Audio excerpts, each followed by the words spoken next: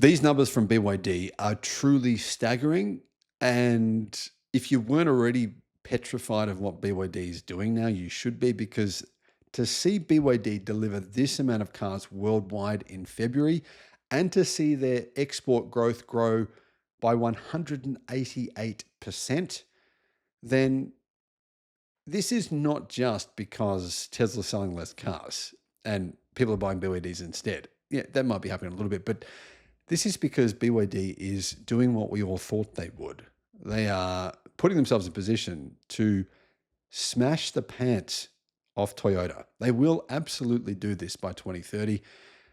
And this is really quite scary because, I mean, we already know Toyota is saying we're going to use BYD's technology, their plug-in hybrid technology. BYD is saying, yeah, that's great. You can use our old tech. We'll use our new tech. And then you see these sales come out and you've got to be thinking to yourself, well, where are they going to be in a few years' time from now? This current speed of growth is truly insane. Here are the numbers. Hello, my friends. Welcome to the channel. Great to have you with us. I'm Sam Evans. You're watching The Electric Viking. BYD numbers in February. February is the lowest car sales month of the year. Every year, February has been the lowest for at least 25 years of the Chinese automotive industry tracking car sales data. February is the month where it's basically like December for the West.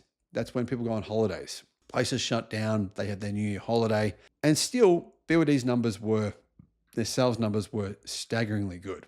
The car manufacturer sold 322,846 vehicles in February, which was growth of 164% from the same month last year. 164%. I mean, for context, they sold 122,000 in February of last year, and they've gone up to 322,000 this year, which is crazy. Absolutely.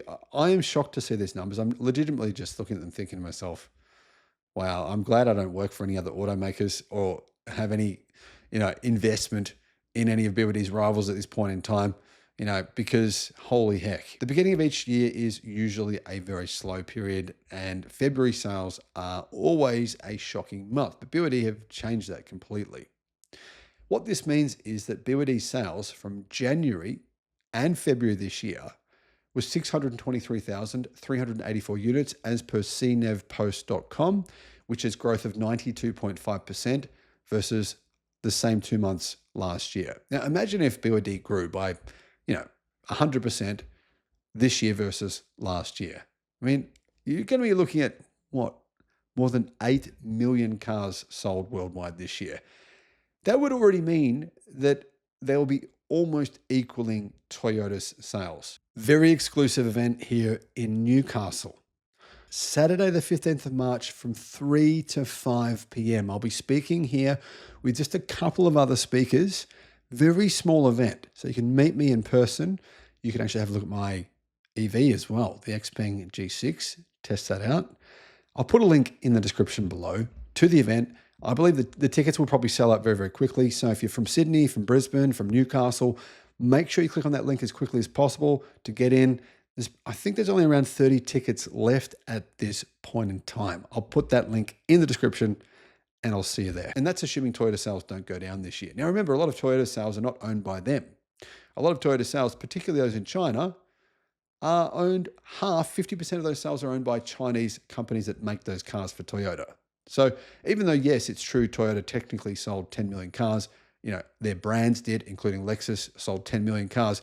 They didn't actually technically own 100% of those sales. But BYD owns every single car it sells. It doesn't have any joint venture partners. It's bought them all out. It had a joint venture partnership with Mercedes-Benz. It no longer does. So all of these cars are 100% BYD, and BYD's growth has to be really concerning if you are any of their rivals.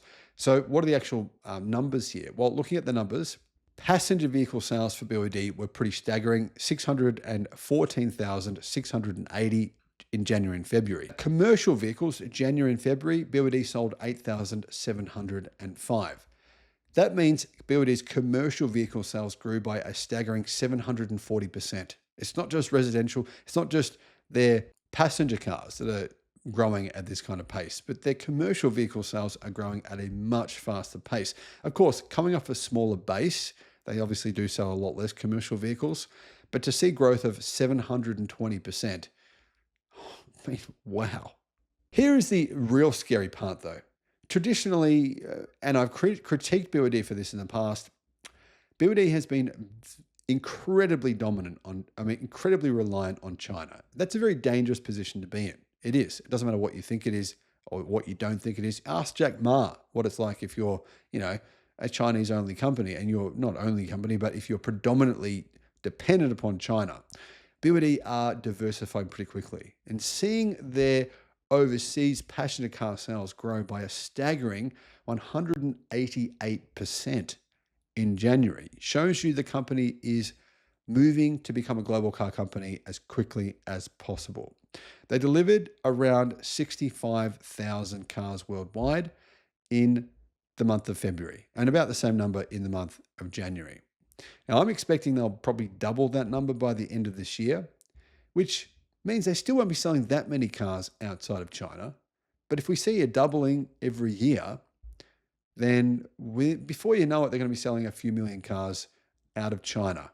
And I'm going to guess that'll probably happen before 2028. So BYD's success here is staggering. Got to give my hats off to them. Well done, BYD.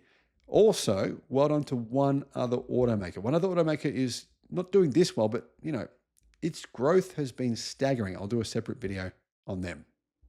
Bye-bye. Tesla has essentially just acquired a bankrupt company in Germany, acquired all their assets, or all the assets that are actually worth anything anyway.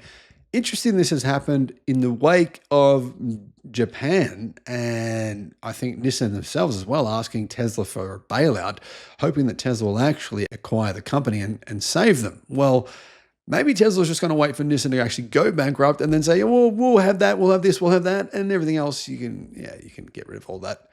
Hello, my friends. Welcome to the channel. I'm Sam Evans. You're watching The Electric Viking. It's great to have you with us.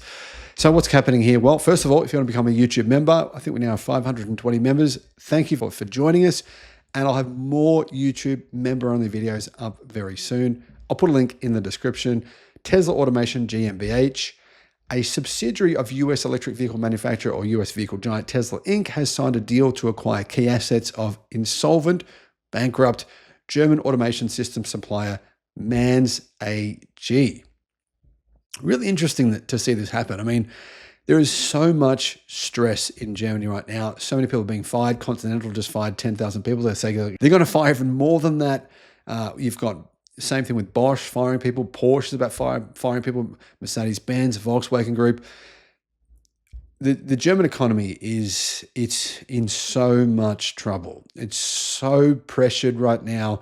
Bankruptcies everywhere, and company sentiment, it's believed. All these companies are saying there's going to be a lot more bankruptcies this year than last year. Last year was the worst year in decades.